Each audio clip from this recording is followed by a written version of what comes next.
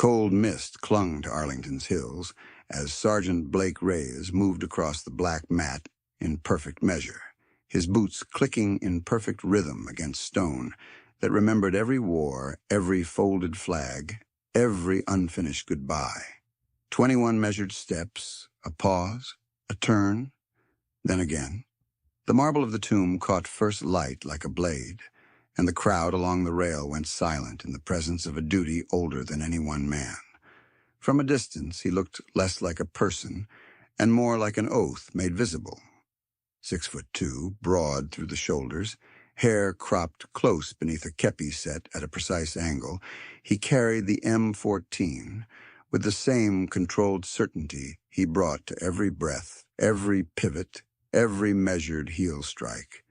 His face held the discipline of carved granite, unreadable to tourists and officials alike, yet alive with a vigilance so complete that even stillness seemed active around him. The uniform was immaculate, every crease sharp enough to cut glass, brass and badge aligned with mathematical exactness, white gloves pristine despite the wet air, boots polished to a mirror shine that flashed with each turn under the gray wash of dawn. The cemetery opened behind him in ordered rows of white headstones that climbed and curved with the earth, silent sentinels watching over the dead and the living in the same motionless rank. A light wind moved through bare branches above the amphitheater and carried the faint scent of rain, damp stone, and clipped winter grass. Far below, traffic murmured like another world entirely, distant and profane.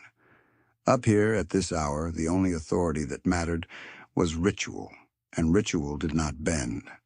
Families who had arrived talking in low voices had stopped speaking altogether. A father in a weathered field jacket lowered his hand from his son's shoulder, as if even comfort needed to be quieter in this place. 2 school children on a class trip, jackets zipped to their chins against the cold, stood with chins raised and mouths parted, seeing for the first time that honor could be choreographed without becoming performance. A widow in black gloves pressed her fingertips together at her chest, eyes fixed on Blake's turn, her posture mirroring his restraint. An elderly couple with veteran pins on their lapels stood arm in arm and said nothing, because there are mornings when silence does more than words ever can. Blake reached the end of the mat, halted with mechanical exactness, and executed the turn so cleanly that the movement seemed almost too precise to be human. He did not hurry. He did not drag.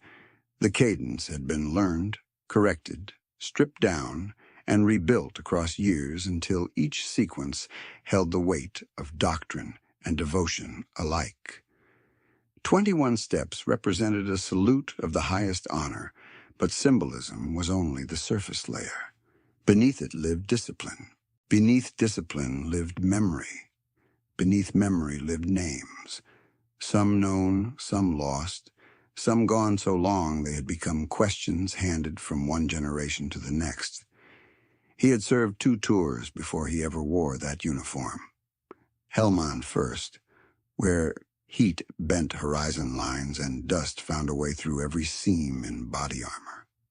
Northern Syria next, where cold nights and sudden fire taught men to trust each other faster than they trusted their own pulse. Blake carried a bronze star and a pale seam of scar tissue along his left rib cage, hidden under ceremonial wool and cotton, a private ledger mark from a night extraction that went sideways and still came home because his squad refused to leave anyone behind. None of that appeared on his face. None of it entered his stride. To the crowd, he was calm and unbreakable. Inside, his awareness moved across angles, distances, sound, posture, every subtle shift at the rail, every hand that rose too quickly, every camera that leaned too close. At 6:40 that morning, before the mist had lifted from the Potomac, he had received a call in a secure office with fluorescent lights that made every truth feel colder. Newly recovered remains, classification pending, likely linked to a convoy blast near Deir ez-Zor. Possible unknown among transfer candidates. Possible nexus to a missing Marine, listed MIA 3 years.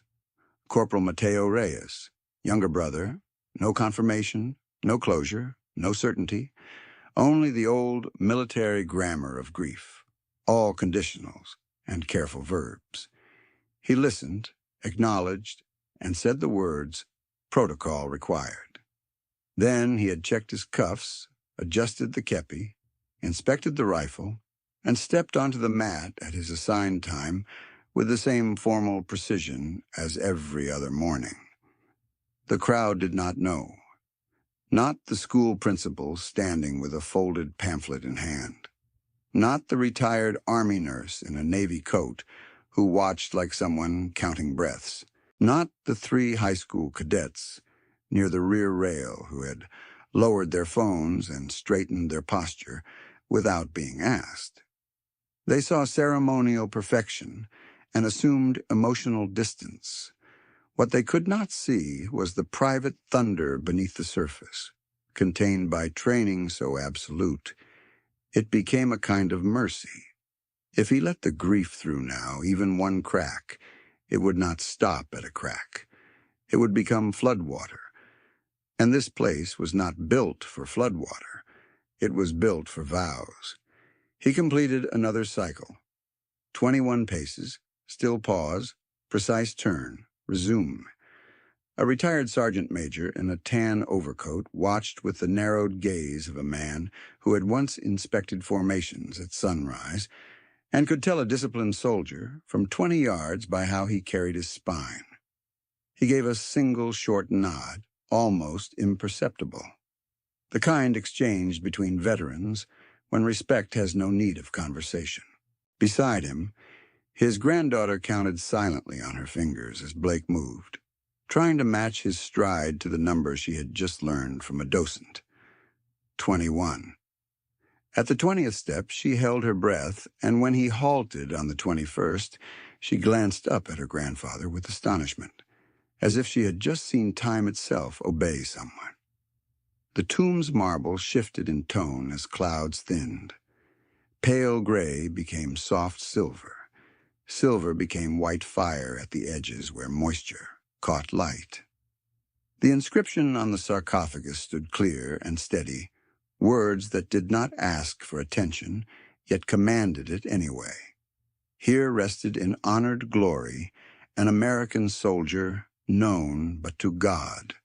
The line had been read by millions, but each reading felt first and final at once. Blake did not look toward it while on the mat.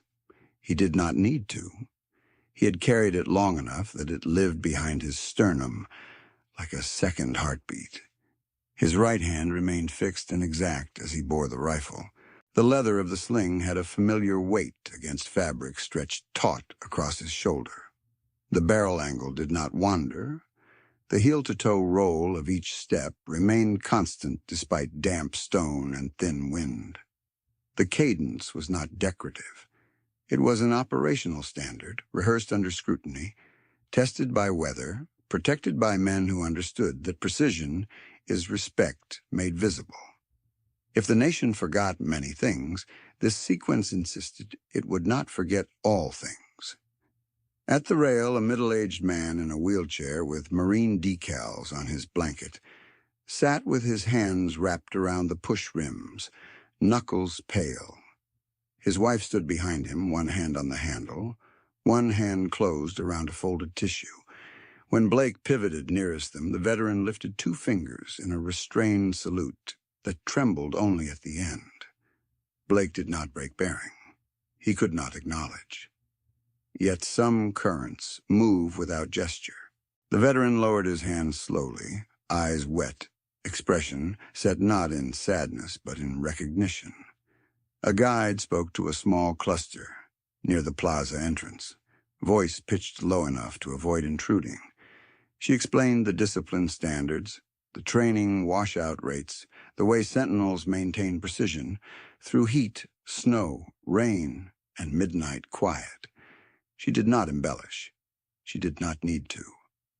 The evidence stood 15 yards away, breathing in measured tempo, turning with exact angular control while the weather changed and people came and went, and an entire hillside of history remained under his watch. One teenager who had arrived bored and restless now stood with both hands at his sides, shoulders squared, as if instinctively answering a call he had not expected to hear. By the second pass after 7, the mist had thinned enough for the first full rays of sun to cut across the plaza and strike Blake's left side, turning brass to points of light. He did not squint, he did not adjust. He held alignment and pace, every muscle conditioned to obey form over comfort, purpose over impulse. Duty at the tomb had always demanded control. This morning, it demanded mastery. News of Mateo had not asked permission before entering his chest. It had arrived like shrapnel in old scar tissue, sharp and cold. Blake had taken that hit the only way he knew how, by standing his post so perfectly that grief had nowhere to stand but behind him. He paused at the edge of the mat and executed another turn, clean as a command. A child near the front whispered, "How does he do that?" Her mother leaned down and answered in a whisper made of respect rather than explanation. Practice, honor, love maybe. The word hung in the air for a moment, simple and unadorned. Love of country was spoken often by people who had never carried it under fire.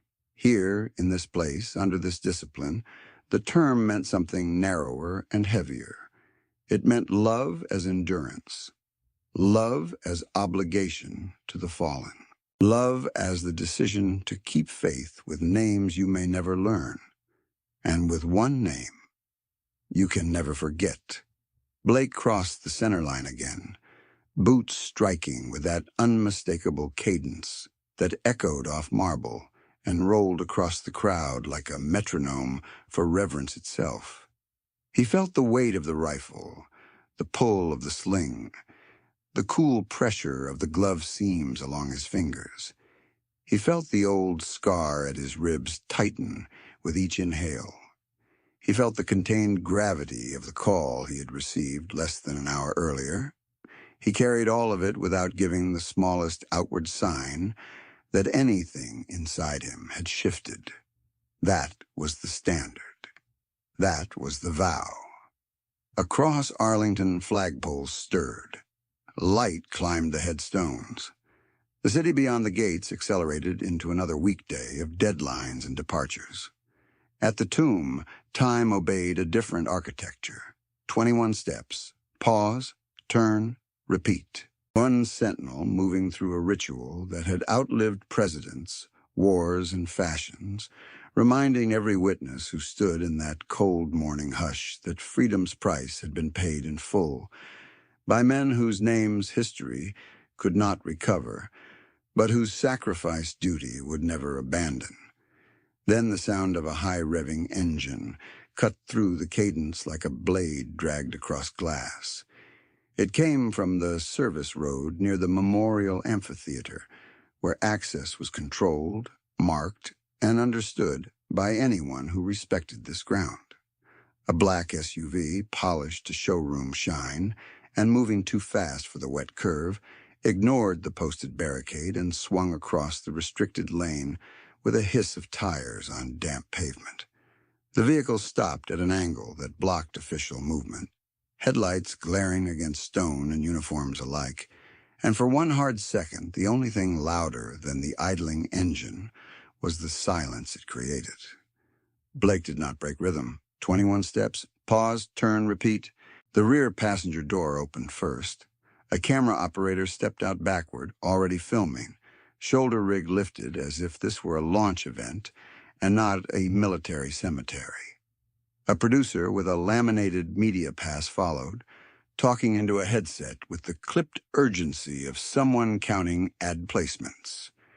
Then Darius Voss emerged, silver cufflinks catching the morning light, charcoal overcoat unbuttoned, expression sharpened by the kind of confidence that came from people moving when rules were expected to move for them. He walked straight toward the lane line and pointed at the MPs posted near the service gate. "We're taking this route now," he said, loud enough to carry across the plaza. "I have a departure window at Reagan. Open it." One MP stepped forward, palm out, tone controlled. "Sir, this corridor is restricted. You need to relocate your vehicle." Voss did not slow. He looked past the MP and jabbed 2 fingers toward Blake on the mat, as if selecting an object in a showroom. "That parade prop can keep marching. I'm not waiting on ceremony." The words landed like a slap in cold air. The crowd froze. A father who had been guiding his son down the steps stopped mid-motion, hand suspended above the boy's shoulder. A schoolteacher with a clipboard held her breath and did not realize it until her glasses fogged. The elderly couple with veteran pins leaned into each other, not for balance, but in shared disbelief. Even the guide at the plaza edge fell silent, mouth still half open, from whatever historical detail she had been offering, before ego rolled in on black paint and a production schedule. Blake reached the edge of the mat, executed his turn with textbook precision, and resumed. To spectators, that was all they saw. A sentinel refusing distraction through drilled discipline. What they could not see was how his awareness had already mapped the scene in layers. Number of personnel exiting the SUV camera angles. Distance from the service lane to the Dignity Corridor staging point. MP spacing. Civilian density by rail. Possible movement routes if someone rushed the steps. He measured each variable in the same quiet way he measured stride length, and every instinct remained on high alert behind a face carved from stone. Voss glanced at the camera lens, adjusted his cuff, and pitched his voice for maximum capture. "I run federal transport contracts. We keep this country moving. I don't get delayed by a pageant." The producer murmured, "Great. Keep that energy," and gave a tiny circling motion with her hand. An older veteran in a tan overcoat stared at Voss, jaw tightening. "Pageant?" he whispered, not to anyone in particular. "Son, you don't know where you are?" Voss turned at the sound, gave the man a quick, dismissive smile, then looked back to the MPs. "You have 2 choices. Clear the lane, or explain to your command why a $1 billion logistics operation missed its slot because of a toy soldier routine." The phrase hit harder than the first. A teenage cadet in a JROTC windbreaker took 1 step forward, then stopped, when his instructor touched his sleeve and shook her head once. A mother pulled her daughter closer behind her coat. The retired Army nurse in navy wool folded her hands together so tightly the knuckles blanched. Across the rail, murmurs rippled like wildfire, then collapsed back into tense quiet as everyone waited for one of 2 worlds to prevail. The world where money barked and uniforms obeyed, or the world where sacred ground held. Blake's boots struck the stone in unwavering measure. He had heard worse in Helmand from men shooting at him through dust and heat. He had heard contempt in northern Syria from fighters who mistook discipline for weakness right up until they met it up close. He had heard casualty officers choose careful words on phones that turned houses into silence. None of that had ever changed the standard in his hands, and it did not change it now. Yet this morning, there was a deeper fault line under the moment, one Voss could not imagine, and the crowd could not detect. At 6:40, in a secure office lit by fluorescent hum, Blake had been told that newly recovered remains classified as unknown might include his brother, Corporal Mateo Reyes, still listed MIA after 3 years. No certainty, no confirmation, just the possibility that a promise carried in private might soon collide with official truth. Voss was challenging that man. Not a decorative guard, not a ceremonial extra. A Bronze Star infantryman with 2 combat tours, scar tissue across his left rib cage, and a discipline so rigorous it could hold grief at parade rest without letting it leak 1 inch into mission space. A sentinel trained to scan for danger while standing still enough for strangers to think stillness was passivity. A brother holding a storm behind his sternum while the nation watched his stride and assumed his heart was quiet. The MP repeated, firmer this time. "Sir, relocate your vehicle now." Voss laughed once, short and impatient. "Call whoever you need. I'm already late because this place treats traffic control like mythology." He took 2 steps toward the inner lane marker, entering space designated for official movement, and the nearest MP moved to block him. Voss threw his hands wide in exaggerated disbelief and spoke toward the camera again. "See that? Federal contractor locked out, while a parade boy does his routine." Behind him, one lawyer in a navy suit kept his eyes on a tablet and said under his breath, "Darius, this is not the right venue." Voss ignored him.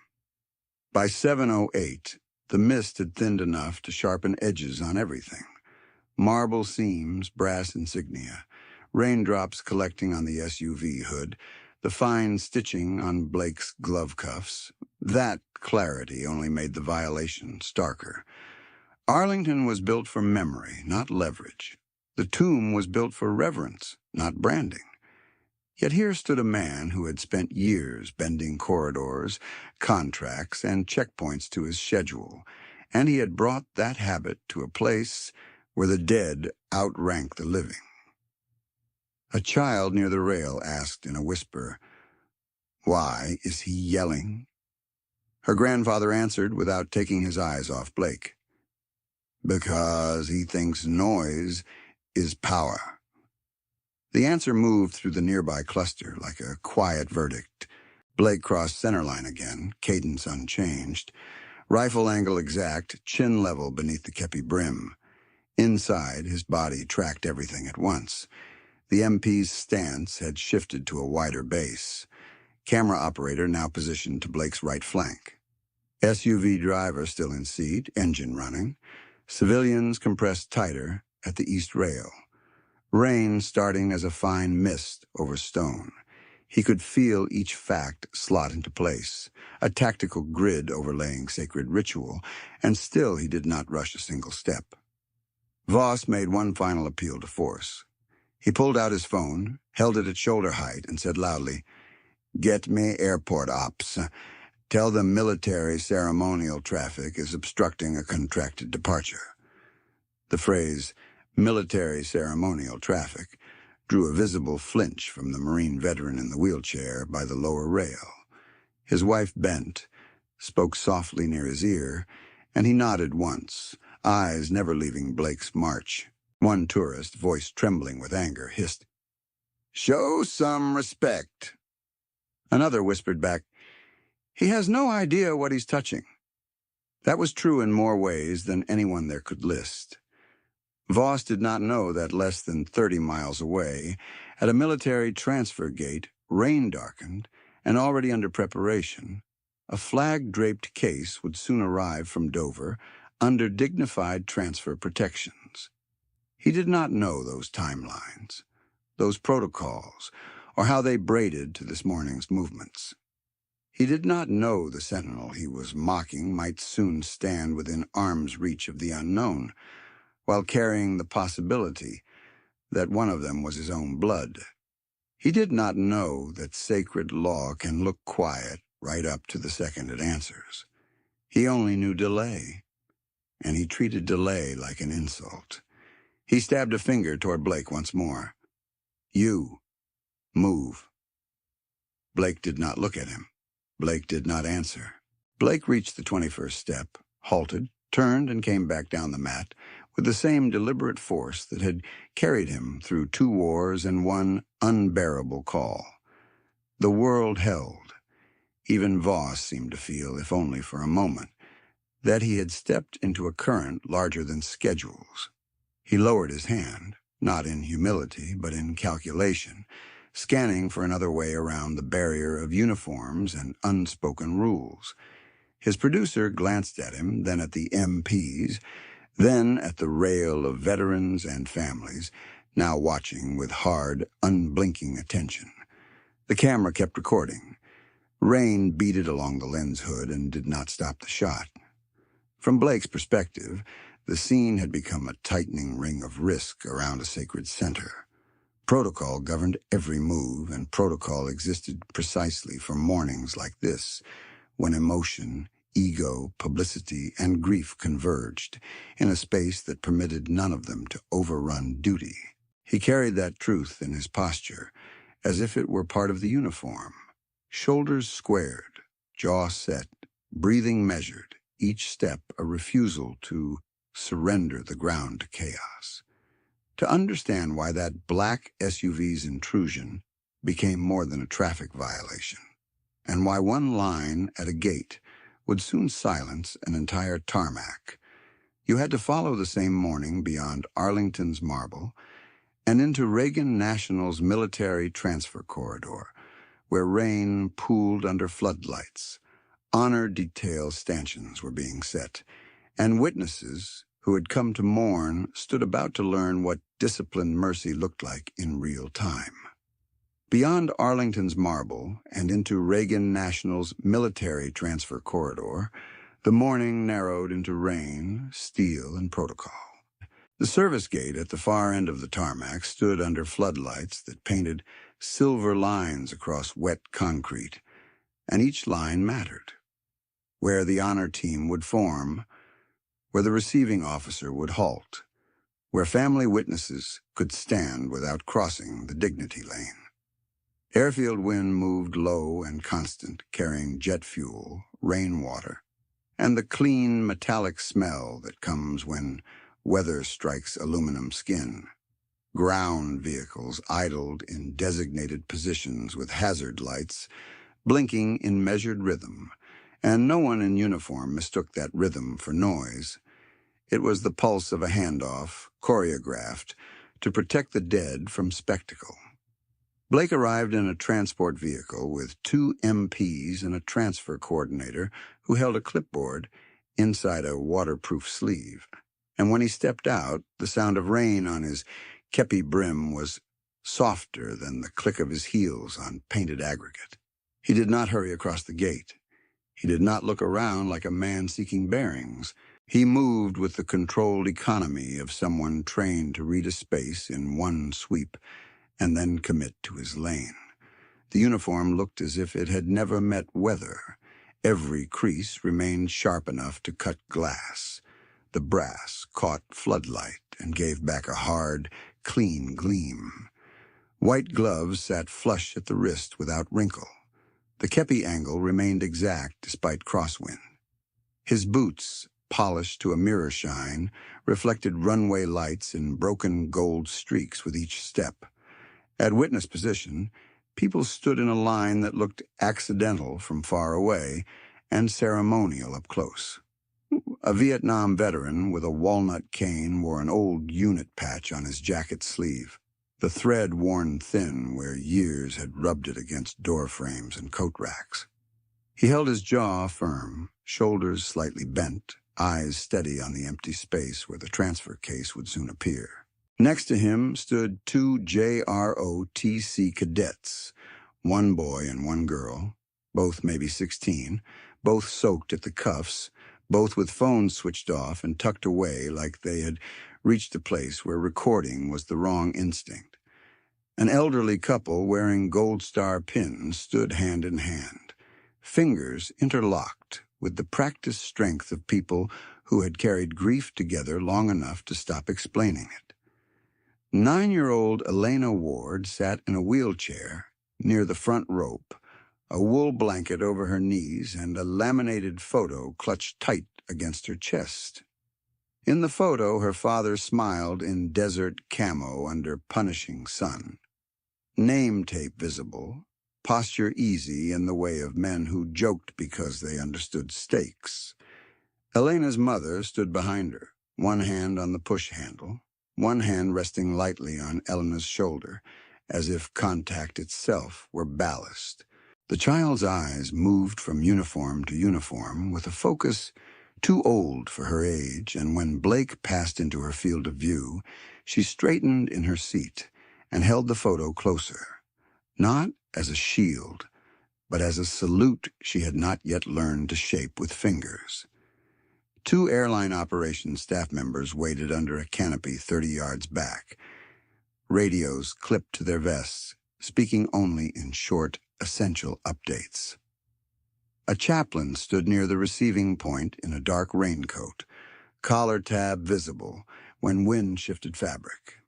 A military nurse with silver hair tucked under a cap checked Elena's blanket edge and then resumed her place without drawing attention. No one asked for center frame. No one filled silence with commentary. The entire corridor had entered that specific stillness that precedes a dignified transfer, where movement stays deliberate, because every unnecessary motion feels like a trespass. By 7:31, rain had strengthened from mist to a steady diagonal sheet, and water gathered along painted lines before spilling into drainage grates with a sound like whispered static. The transfer coordinator confirmed timing with a hand signal, then with a quiet radio call. Blake took his assigned point on the Dignity corridor and settled into bearings so complete that he could have been mistaken for sculpture by anyone who did not understand the labor hidden inside stillness. His eyes locked on a forward reference point. His chin remained level. His shoulders sat squared and open. The M14 rested in exact relation to his torso, neither rigidly clutched nor casually borne, but held as doctrine required by a sentinel who knew ceremony had operational consequences when pressure hit. Witnesses felt that pressure without naming it. The veteran with the cane shifted his weight and gave one slow nod when he saw Blake align on mark. One cadet exhaled and whispered, "He hasn't moved." The other answered, "He has, just not where you can see it." Elena watched him with unblinking concentration, as if she were trying to memorize not the shape of his face, but the geometry of his discipline. Her mother leaned down and said softly, "That's respect in action." Elena nodded once, small and solemn, fingers tightening around the corner of her father's photo until the plastic laminate creaked. From the gate's outer edge, the city carried on unseen. Departures delayed, arrivals announced, commuters checking watches, executives making calls. Inside the corridor, time followed military cadence instead. Distances were checked twice. Rope stanchions were reseated to maintain lane integrity. An MP verified credential color against access list under a poncho hood and stepped back into position. Blake stood at center weight, rain tracing a dark line down one sleeve before dropping from his cuff, and his face remained an unreadable mask of discipline. To most onlookers, he looked untouched by weather and memory alike. Only those who had worn a uniform in places where names became folded flags recognized the effort required to look that calm while carrying what he carried. The old veteran lowered himself to one knee beside Elena despite the wet ground and said, voice hushed, "When they stand like that, kiddo, they're holding more than posture." Elena turned toward him. "Like what?" He looked at Blake, then back to her. "Like all of us." Elena absorbed that without speaking, then carefully raised two fingers toward her brow in a child's version of a salute. Her hand trembled. Blake did not acknowledge. Protocol held. Yet the veteran saw the minute shift in Blake's breathing and understood what civilians never could. That discipline did not erase feeling. It gave feeling a form strong enough to serve through. Blake had learned that form long before the tomb, long before polished marble and tourists and dawn mist. He had learned it where heat shimmered above armored roofs, and where winter wind in broken cities carried dust through cracked windows and rifle sights. Rain on the tarmac tapped against his gloves and pulled old maps to the surface of memory. Hellman came first, a landscape of hard light and mud compounds where patrol routes changed with irrigation cuts, and danger lived in silence between radio calls. He had been 23 on that first tour, broad-shouldered already, not yet fully hardened, still carrying the reflex to talk through fear until combat burned speech down to essentials. Days there began before sunrise and ended after dark checks of gear laid out by touch. Each item returned to place because routine was one of the few defenses against chaos. He met Staff Sergeant Owen Pike in Hellman during a pre-mission brief where generators drowned half the words, and everyone nodded anyway because the real language happened after, in eye contact and hand signals, and trust earned one patrol at a time. Owen was older by 6 years, quick with logistics, quicker with humor, and relentless about discipline in the same breath. He could correct a weapons sling with surgeon precision, and then crack a line that made exhausted men grin in spite of themselves. During one mortar-heavy evening when mess trays slid off a makeshift table and tempers were frayed to wire, Owen had lifted his spilled food, saluted the room with a plastic fork, and said, "If I trip carrying this radio, tell command I was auditioning for infantry ballet." Laughter came sharp and brief, and then everyone went back to work steadier than before. That balance marked him. Owen treated morale like maintenance, not decoration. He taught Blake how to scan rooflines without telegraphing anxiety, how to keep situational awareness wide while preserving focus on immediate sectors, how to speak on radio with a cadence that carried authority without panic. On long overnight security holds, he talked about home in small, specific pieces. His daughter's first softball glove, his wife's coffee habit, the truck he kept promising to fix and never quite finished. The details mattered because they made survival concrete. Men did not fight for abstractions at 0-200 under intermittent fire. They fought for one another and for the ordinary lives waiting beyond deployment. Blake's second tour in northern Syria deepened every lesson and stripped away what remained of youthful certainty. Winter bit harder there, and missions moved across fractured terrain where alliances shifted fast and convoy windows narrowed to minutes. He took shrapnel across his left ribcage during an extraction, when an improvised blast hit the lead vehicle and turned a planned withdrawal into a sprint through smoke, shouted coordinates, and hard choices measured in seconds. He remembered pressure against the wound, remembered refusing morphine until all heads were counted, remembered Owen's hand locking his vest strap and barking, "You don't get to be heroic and dumb on my watch." He survived. The scar remained, a pale, jagged seam hidden under dress uniforms and never discussed unless medical forms required it. Mateo vanished 3 months later. Corporal Mateo Reyes, younger brother, convoy security element near Deir ez-Zor, listed missing after a blast that shredded comms and scattered reports across units already stretched thin. Blake was not on that convoy. That fact became its own injury, one he carried without complaint because complaint did not alter records. For 3 years, status stayed MIA. Search packets reopened, closed, reopened again.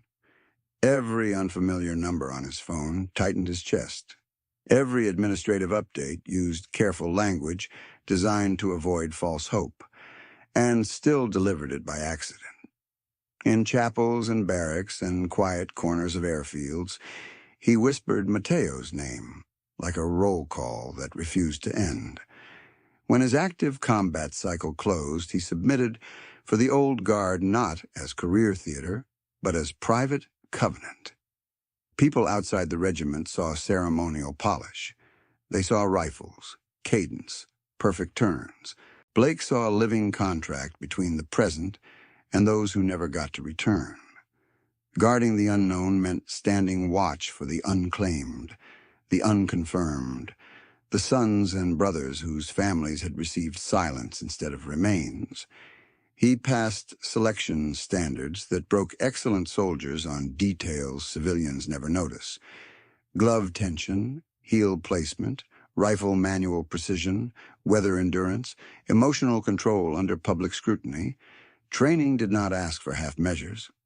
It asked for identity surrendered and rebuilt around duty. He accepted that rebuilding because it gave his grief a mission.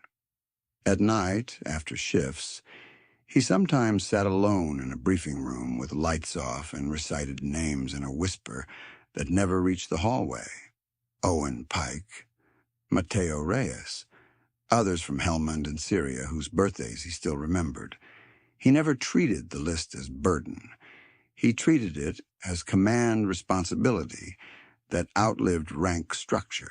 On mornings at Arlington, he stepped onto the black mat carrying that roll call beneath immaculate fabric and polished brass, and each 21-step cycle became both salute and promise, a vow to guard memory until memory itself felt like structure you could stand inside.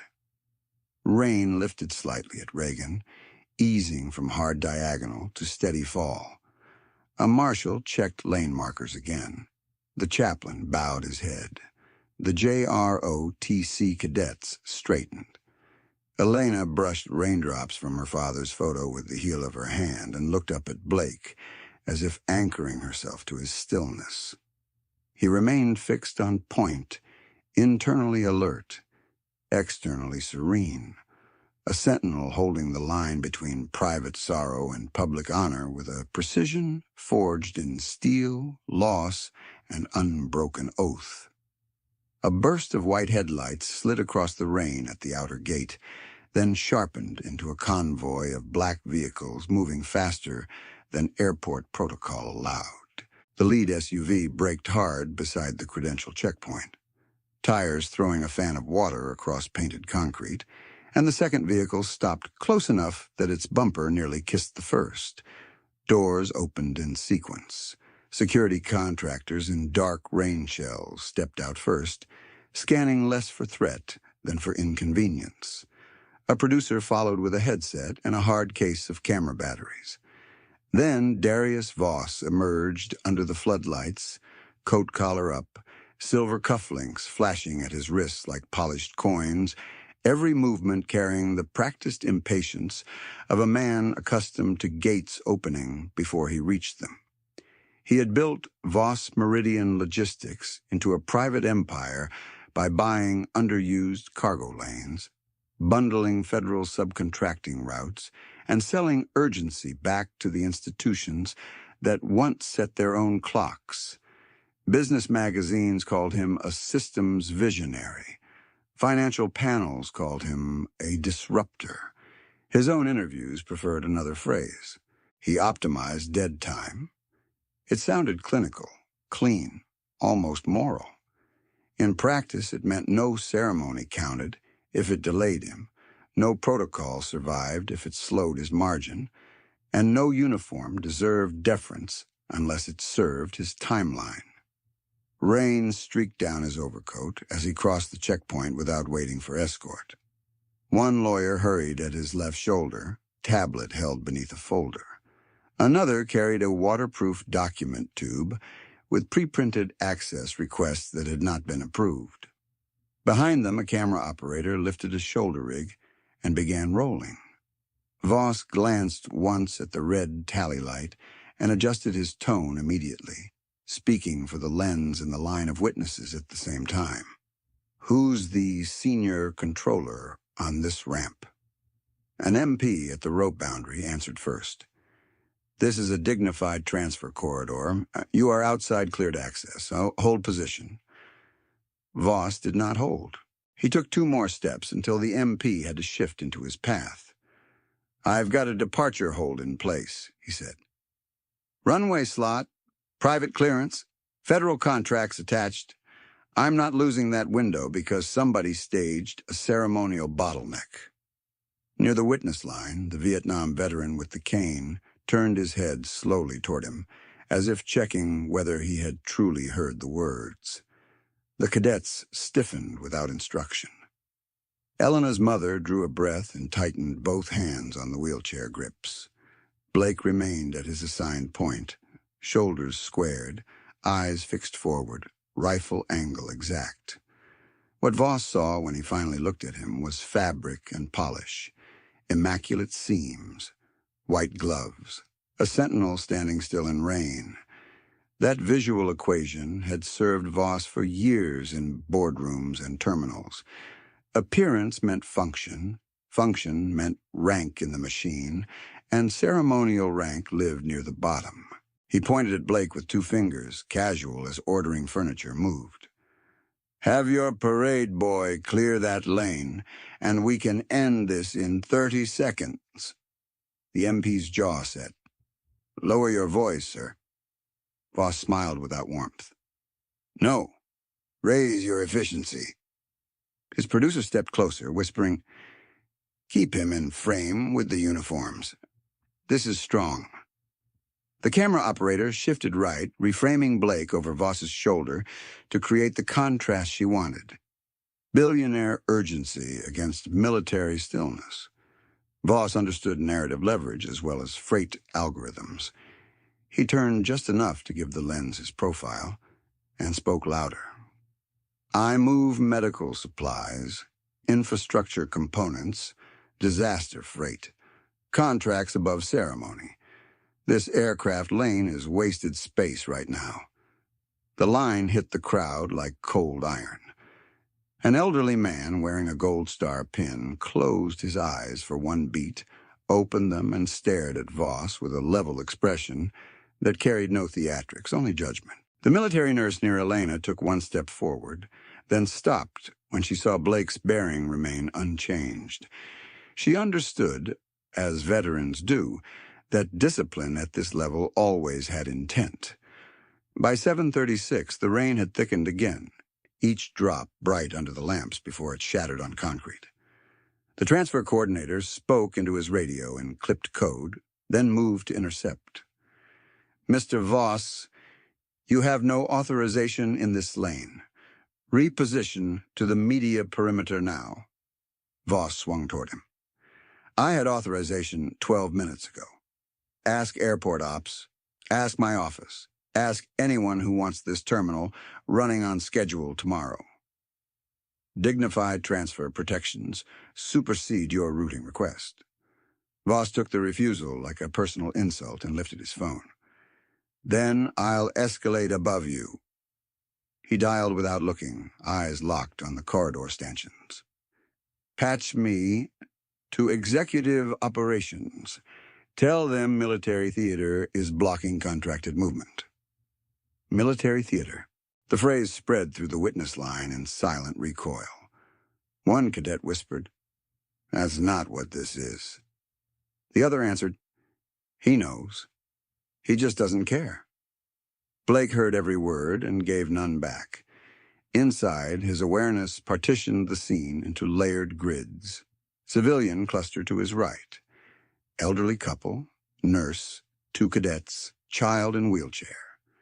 Contractor clustered to his left. Three men, one rolling cable cart, one shoulder camera, one open equipment case with metal latches. Command layer ahead, receiving point clear, chaplain in place, transfer team on standby. Threat vectors remained low but rising, not from deliberate assault, but from ego accelerating through restricted geometry. He tracked Voss's hands. Right hand occupied by phone. Left hand free, restless, cutting the air in broad directive arcs. He tracked foot placement. Expensive shoes with thin tread, sliding half an inch on painted stripe, recovering through momentum rather than balance. He tracked voice patterns. Volume climbing each time protocol refused him. Cadence shortening into command bursts. Men in combat learned to read escalation long before fists or weapons appeared. The body always signaled first. To everyone watching, Blake looked carved from the weather, a figure of discipline, untouched by noise.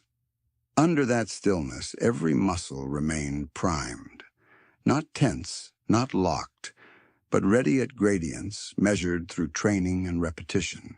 Shoulder mobility preserved, center line stable, weight distributed for immediate directional movement if authorized.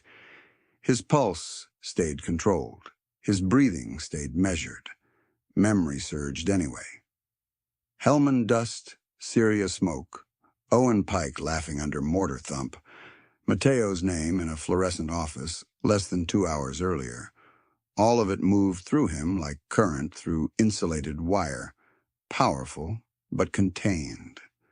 The transfer coordinator finished another radio call and made a hand signal to MPs at the rear. Additional personnel shifted closer to the perimeter, subtle but visible. Voss caught the motion and mistook it for pressure he could overpower. "Don't posture with me," he snapped. "You're here because taxpayers fund your choreography. I'm here because taxpayers need goods delivered." The Vietnam veteran planted his cane tip harder into the concrete. "Son," he said quietly, "you're standing in front of a child holding her father's photo. Watch your mouth." Voss glanced at him, then at Elena, then back to the corridor, dismissing all three in one shallow movement of the head. "I'm not here for feelings. I'm here for clearance." Elena did not flinch. She held the laminated photo against her chest and stared at him with a child's direct, unbuffered clarity. Her mother's voice came low behind her. "Eyes forward, baby." Blake's gaze never shifted, but he marked Elena's chair position down to inches. Right wheel near a portable cable ramp set by the media crew. Left wheel on slick concrete. If pushed sideways in haste, it could catch and torque. He filed the risk without reaction. A contractor in Voss's team gestured toward the witness line. "We can clear this angle in 10 seconds. "No one moves that line," the MP said. Voss answered without looking at the MP. "Move it." The contractor hesitated, then reached for the nearest rope stanchion. The metal base scraped an inch. The sound was small, but the witness line reacted as one organism. The crowd froze. The elderly couple stepped closer together. The cadets shifted to shield Elena's side instinctively. The nurse raised her hand, palm out, and said, "Stop." Blake remained immobile. Inside, the calculus tightened. Rules governed this corridor with specific thresholds. Verbal disrespect did not trigger intervention from his position. Unauthorized entry into the dignity lane triggered command response, not sentinel movement unless direct hazard to protected witnesses or transfer integrity emerge within his immediate reach. Physical contact with the transfer route or vulnerable witness changed the framework entirely. He had rehearsed those distinctions in briefings, in after-action reviews, in scenarios run until muscle memory and legal boundary matched. Voss pocketed his phone mid-call and strode toward the line himself, rain darkening his shoulders.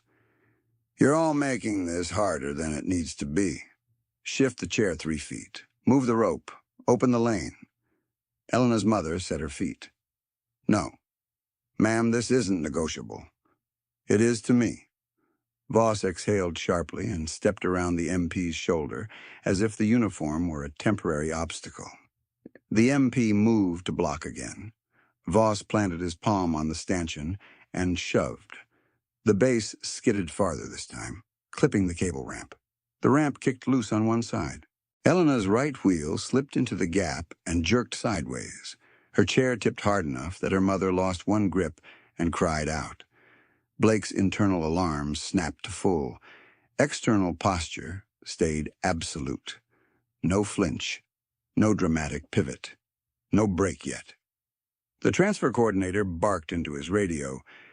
"Witness instability at lane edge, now." An MP lunged for the chair handle. The cadet closest to Elena grabbed the blanket to keep it from tangling the wheel. The veteran with the cane dropped his free hand to the armrest and braced, knees shaking with effort. Voss took a half-step back, not in remorse, but in annoyance that the scene had become messy. I said move it safely. Don't make this my problem. His own camera kept rolling, capturing every second.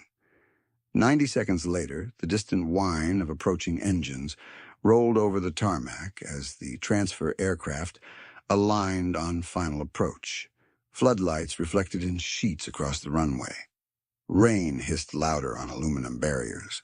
The chaplain removed his cap and held it at his chest. Every uniform on the line locked into heightened readiness. Voss looked from the descending aircraft to Blake and made his fatal conclusion out loud, confident enough to weaponize it. You stand there for photos. Real operations are happening around you. Blake did not answer.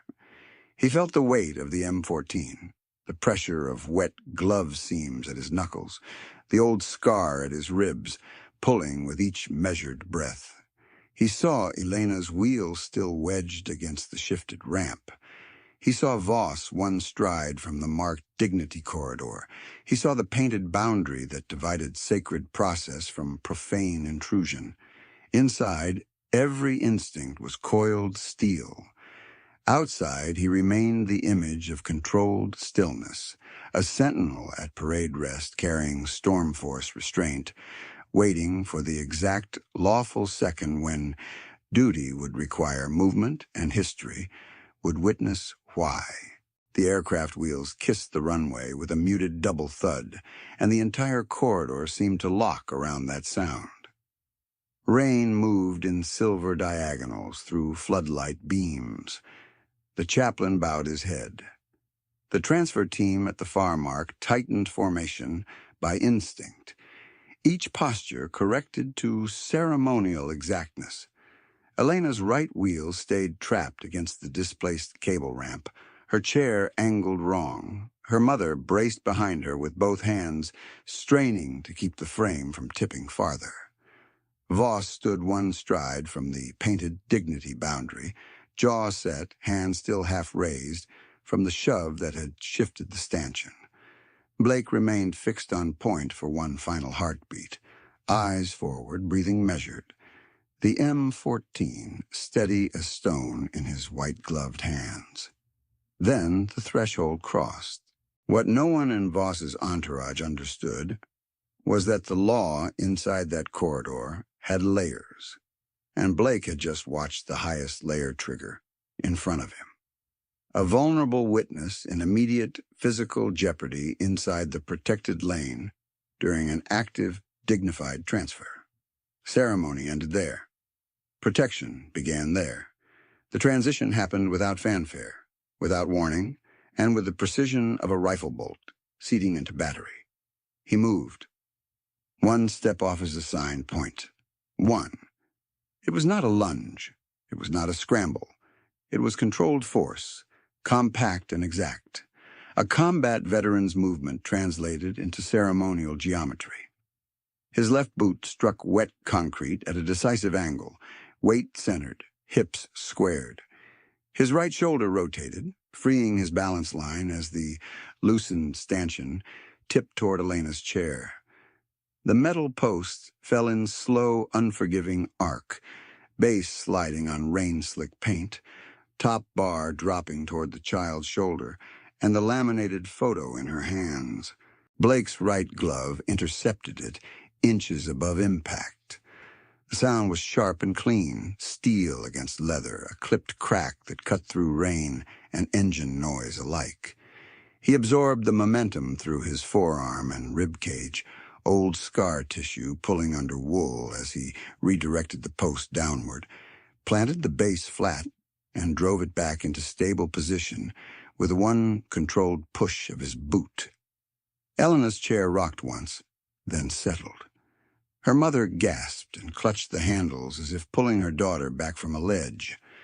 The cadet at Elena's side stumbled, recovered, and froze with both hands open in front of him, staring at Blake as if he had just watched a statue break into motion and then become stone again.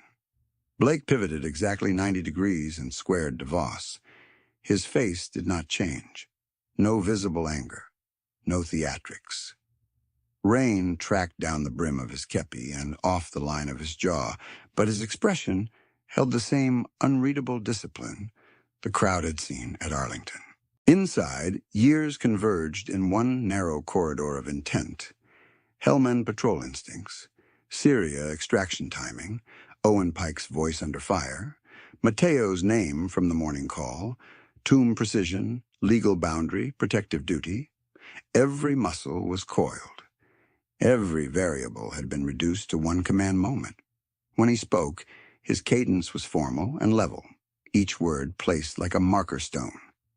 You are obstructing the unknown and endangering a gold star child. Stand down now. The gate went silent. Not quieter. Silent. The contractors stopped where they stood, one with a hand still halfway to a camera battery case. The producer's lips parted around an unfinished instruction that never came out. The Vietnam veteran with the cane rose from his brace position by inches and stared at Blake with wet eyes and a hard, astonished pride. The JROTC cadets stood rigid, shoulders squared, as if the line itself had just taught them what command presence meant when stripped of rank spectacle. Elena looked up at Blake, rain on her lashes, small fingers still wrapped around her father's photo, and did not blink. Voss froze. He had been shouted at before by board members, regulators, rivals, senators, and analysts. He had ignored all of them when the math favored him. This was different. Blake had not raised his voice. He had not negotiated. He had issued a lawful command in the narrow, absolute tone of someone whose authority came from duty rather than status. For the first time that morning, Voss looked not at the uniform as costume, but at the man inside it. And what he saw was not decorative. It was operational, sanctioned, and immovable. Do you know who I am? Voss said. But the line landed hollow, stripped of force by the silence around it. Blake did not elaborate. Stand down. Rain tapped on aluminum barriers. A flag edge on the transfer team's staging point snapped once in the crosswind. The aircraft door began to open in the background, hydraulics hissing with deliberate, mechanical patience, as if history itself refused to rush for any ego alive on that tarmac. An MP reached Elena's chair and stabilized both handles. Another reset the cable ramp flush to concrete and kicked the locking tab into place. The nurse moved in, checked Elena's shoulder with gentle hands, and gave her mother a short nod. She was steady, no injury. Elaine lifted her chin and stayed composed in that fierce, quiet way children sometimes do when they understand more than adults expect. Voss took half a step backward without meaning to. That was when the outer gate lights flared blue and white. A staff vehicle and 2 Provost Marshal units came through the rain at controlled speed, tires slicing water, radios crackling in clipped bursts. In less than 30 seconds from Blake's command, Lieutenant General Miriam Cole stepped out under a black rain cape, rank stars bright even in stormlight, posture erect with the unmistakable authority of a commander who had no interest in spectacle and absolute interest in order. She walked straight into the corridor's center line, accompanied by 2 base provost marshals and the transfer operations chief, and the atmosphere shifted from confrontation to adjudication. Cole's eyes swept once across the scene and took in everything.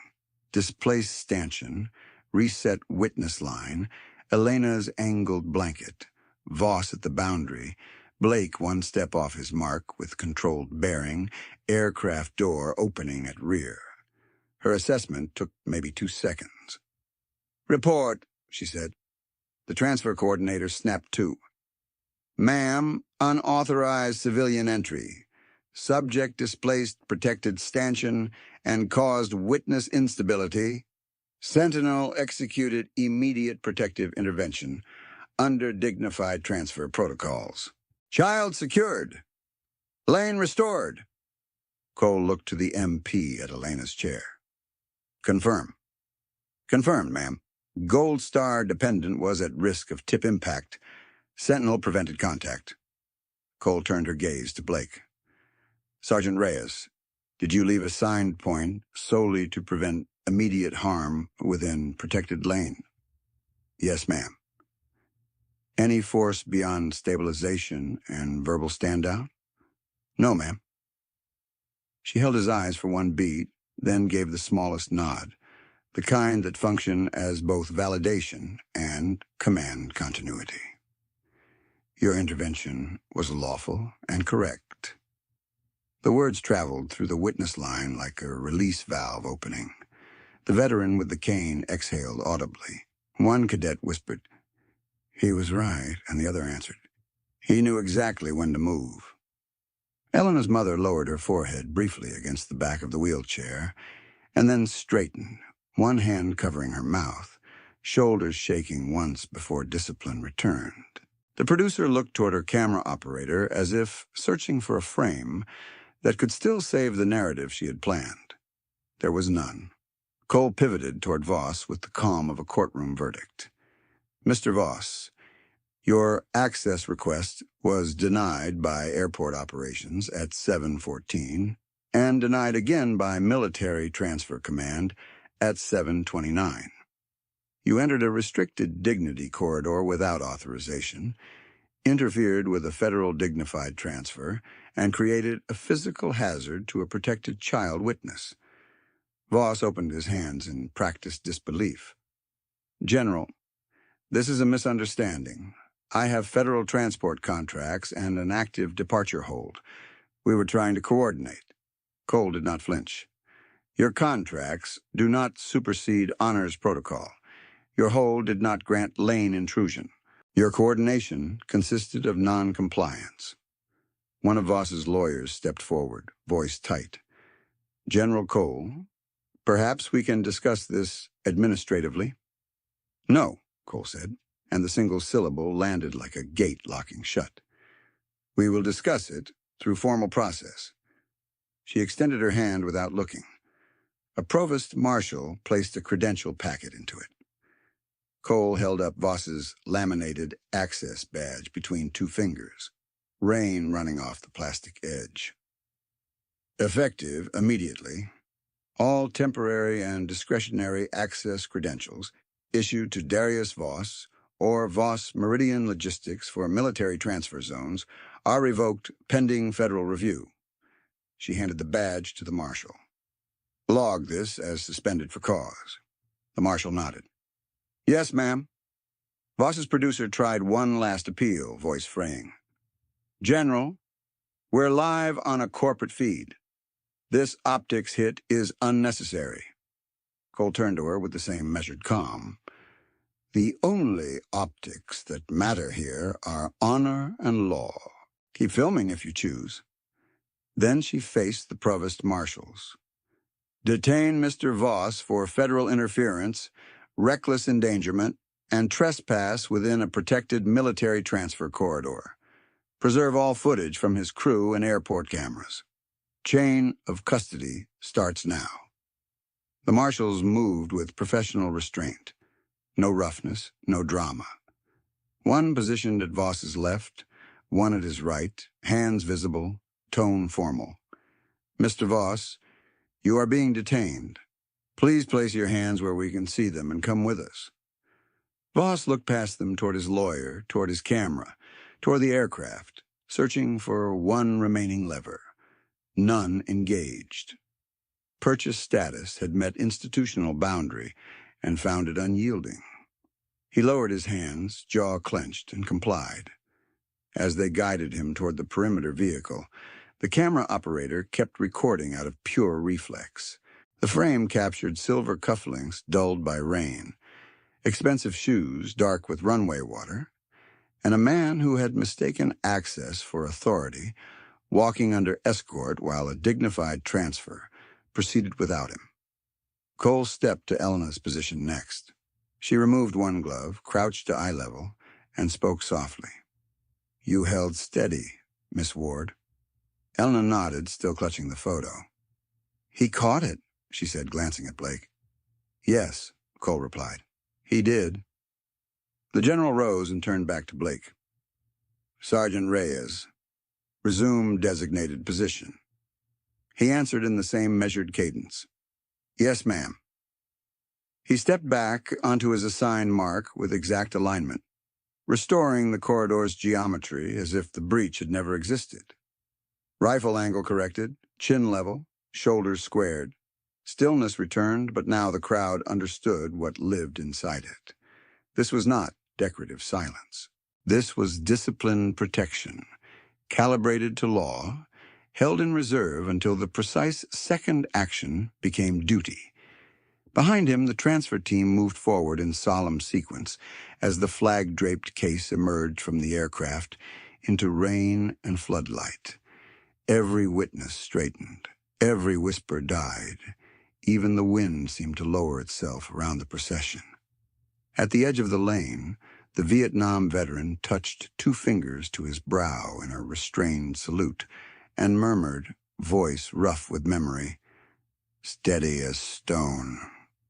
Blake did not turn. He did not acknowledge. He held the line while the unknown came home. He held the line while the unknown came home, and the tarmac answered him with silence so complete that even the rain sounded ceremonial.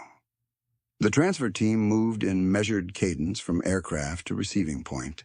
6 uniforms, 1 flag-draped case, every step synchronized to the solemn grammar of honor.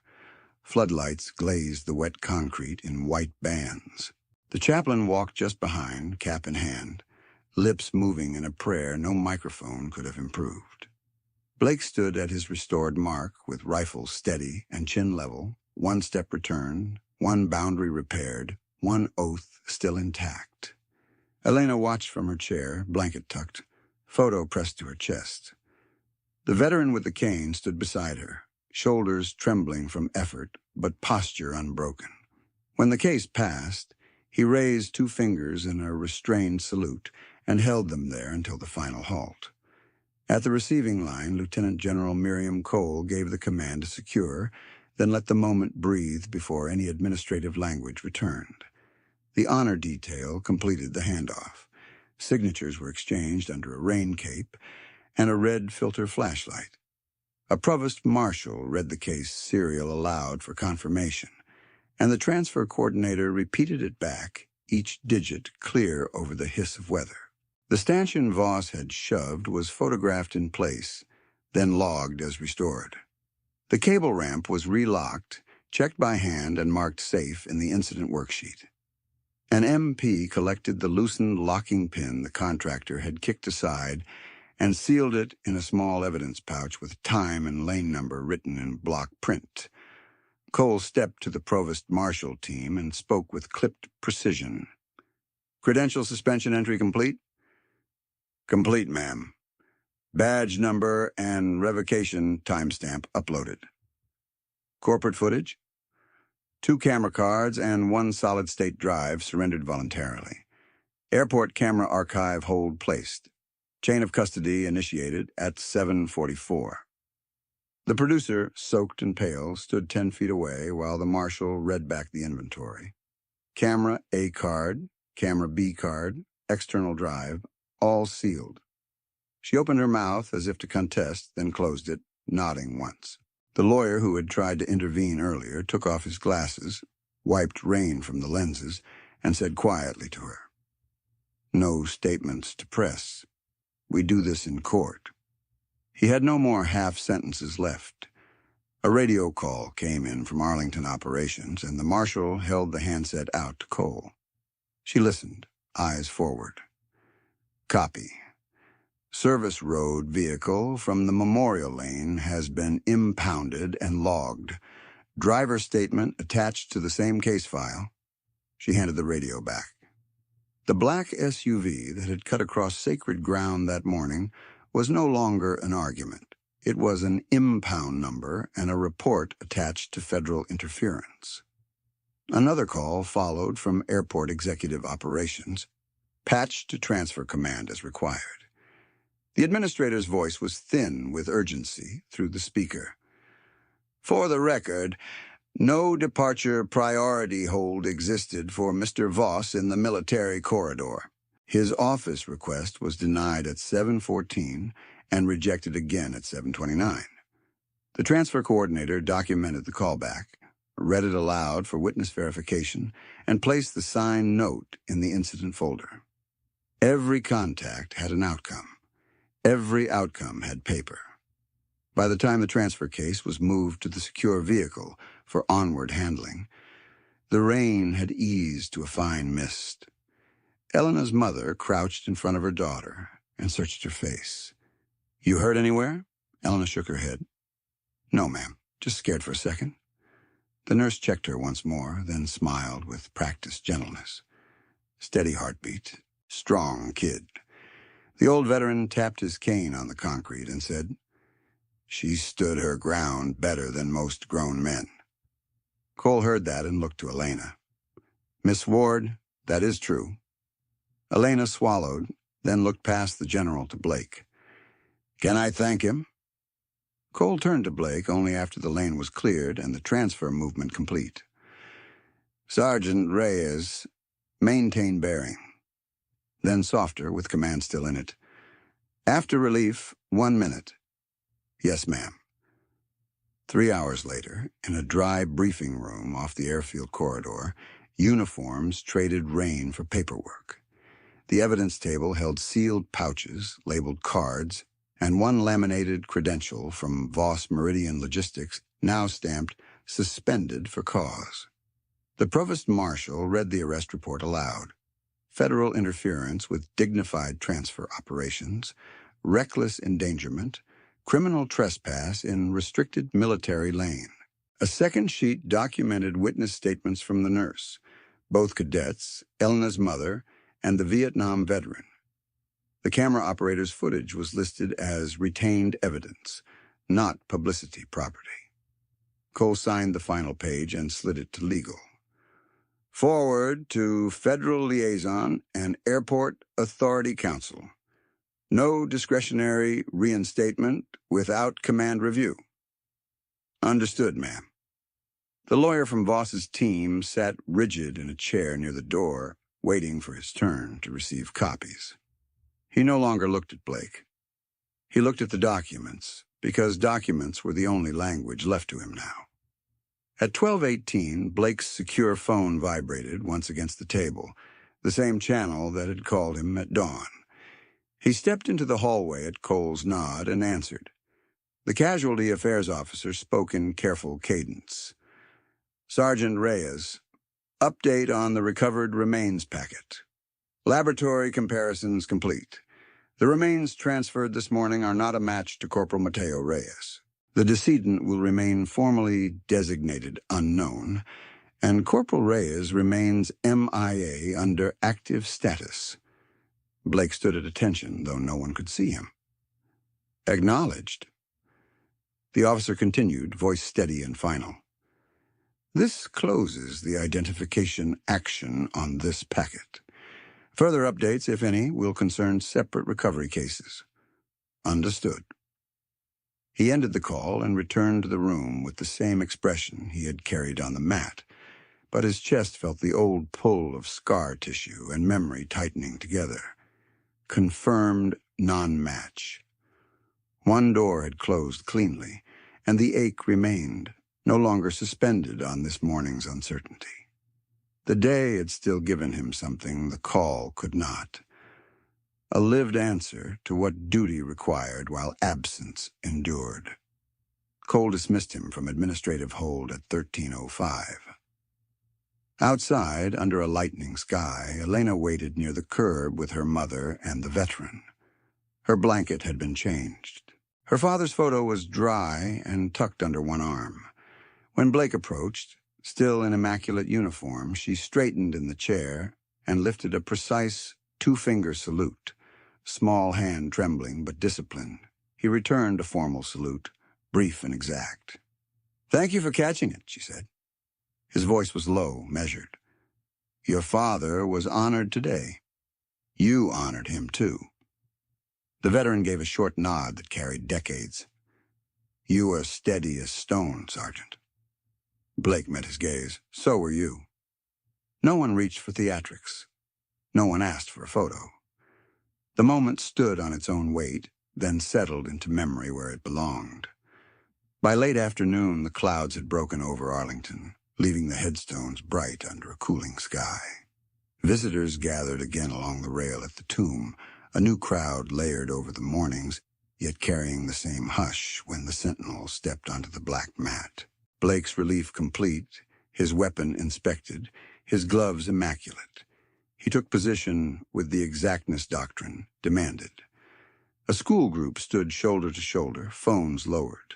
A Marine veteran in a wheelchair watched from the lower rail, blanket pulled tight, wife behind him with a hand on the handle. The elderly couple with gold star pins stood arm in arm near the center. Farther back, Elena and her mother had come quietly to watch, the veteran with the cane at their side. Blake moved. 21 steps. Pause. Turn. Repeat. His boots clicked in perfect rhythm on marble that had outlived noise, ambition, and excuses. The flag above the plaza shifted once in the evening wind. Light slid across the tomb inscription and along the edges of white stone rows descending the hill. The city beyond the gates rushed toward night traffic and dinner reservations and ordinary concerns.